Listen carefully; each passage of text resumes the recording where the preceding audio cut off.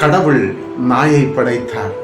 படைத்துவிட்டு நாயிடம் சொல்லுகிறார், நீ எல்லா நாளும் குறைக்க வேண்டும் என்று. நான் உனக்கு 20 வருடம் ஆயுசு தருகிறேன். நாய் சொல்லுகிறது, ஐயோ அது அதிகம், எனக்கு 20 வருடம் வேண்டாம், 10 வருடமே போதும், அதுவே மேலானது அப்படின்னு நாய் சொல்லுகிறது. கடவுள் சம்மதிக்கிறார். அடுத்ததாக கடவுள் குரங்கனை படைக்கிறார்.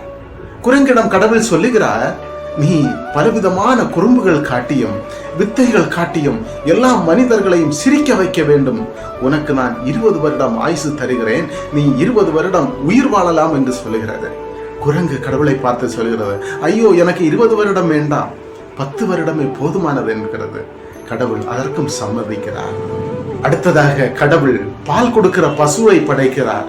பசுவிடம் சொல்லுகிறார், நீ உழவர்களோடு வயல்களுக்கு செல்ல வேண்டும், அநேக கிடாக்களை ஈன்று போட வேண்டும், அநேக மக்களுக்கு பால் கொடுக்க வேண்டும். அதற்காக உனக்கு நான் 60 வருடம் ஆயுசு கொடுக்கிறேன், நீ 60 வருடம் உயிர் வாழலாம் என்று சொன்னது. அதற்கும் பசு கடவுளை பார்த்து சொல்லுகிறது, ஐயோ எனக்கு 60 வருடம் தேவையே இல்லை, 20 வருடம் போதுமானது அப்படி என்று சொல்லுகிறது.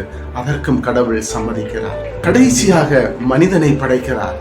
நீ சாப்பிட்டும் தூங்கியும் விளையாடியும் கல்யாணம் பண்ணியும் குடும்பங்களை பார்க்க வேண்டும் என்று உனக்கு நான் 20 வருடம் ஆயுசு தருகிறேன் என்று மனிதனிடம் சொல்லுகிறார்.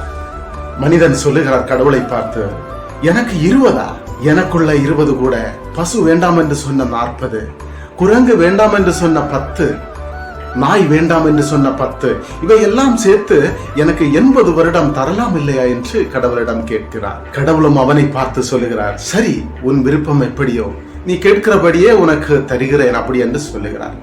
அதனால தான் நம்முடைய வாழ்க்கையில முதல் 20 வருடம் சாப்பிட்டும் குடித்தும் ஜாலியா வாழ்கிறோம். அடுத்த 40 வருடம் குடும்பத்திற்காக வெயிலிலே அடிமை போல வேலை செய்கிறோம். அதுக்கப்புறம் நம்முடைய சின்ன பிள்ளைகள் பேத்தி அவர்களை சந்தோஷப்படுத்துவதற்காக குரங்கினை போல கோமாளியா வாழ்கிறோம். கடைசி 10 வருஷம் வீட்டு வராண்டாவில இருந்து போறவங்களையும் வாரவங்களையும் பார்த்து நாயை போல குறைக்கிறோம்.